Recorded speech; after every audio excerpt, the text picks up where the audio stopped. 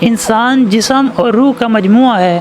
جب کہا جاتا ہے کہ فلاں آدمی مر گیا تو بتاؤ جسم اور روح میں سے کون سی چیز ہے جو مر گئی ہے؟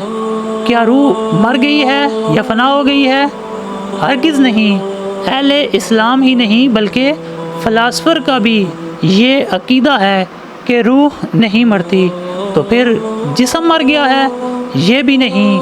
تم اسے اپنی آنکھوں سے دیکھتے ہو، اپنے ہاتھوں سے اسے ٹٹورتے ہو، تمام اعضاء اپنی جگہ سلامت ہیں، کوئی عضو جسم کا حصہ فنا نہیں ہوا، تو پھر موت کیا ہے؟ میں کہتا ہوں کہ موت جسم اور روح کے اختلاف کا نام ہے۔ جب تک جسم اور روح کے اندر اتفاق تھا تو انسان زندہ تھا۔